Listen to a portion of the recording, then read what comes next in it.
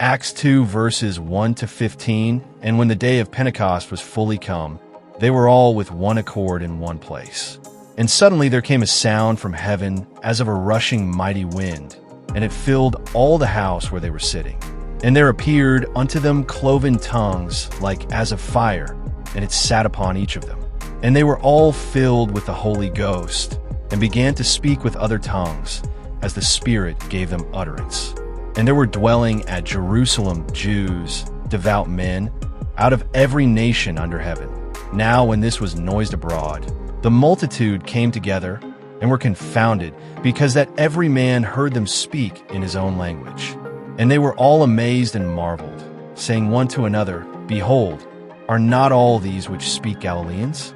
And how hear we every man in our own tongue, wherein we were born?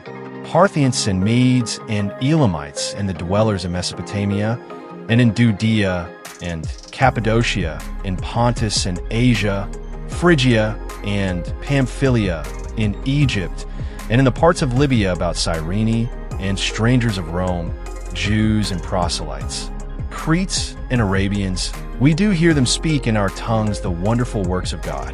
And they were all amazed, and were in doubt, saying one to another, What meaneth this? Others mocking said, These men are full of new wine. But Peter, standing up with the 11, lifted up his voice, and said unto them, Ye men of Judea, and all ye that dwell at Jerusalem, be this known unto you, and hearken to my words. For these are not drunken, as ye suppose, seeing it is but the third hour of the day. Acts 2 verses 16 to 26. But this is that which was spoken by the prophet Joel. And it shall come to pass in the last days, saith God, I will pour out of my spirit upon all flesh. And your sons and your daughters shall prophesy, and your young men shall see visions, and your old men shall dream dreams.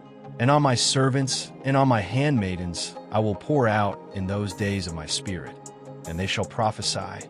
And I will shew wonders in heaven above, and signs in the earth beneath, blood and fire and vapor of smoke. The sun shall be turned into darkness, and the moon into blood, before that great and notable day of the Lord come.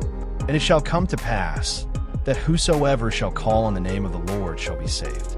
Ye men of Israel, hear these words, Jesus of Nazareth, a man approved of God among you by miracles and wonders and signs, which God did by him in the midst of you, as ye yourselves also know, him being delivered by the determinate counsel and foreknowledge of God, ye have taken, and by wicked hands have crucified and slain, whom God hath raised up, having loosed the pains of death, because it was not possible that he should be holden of it. For David speaketh concerning him, I foresaw the Lord always before my face, for he is on my right hand, that I should not be moved.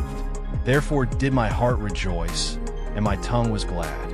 Moreover also my flesh shall rest in hope.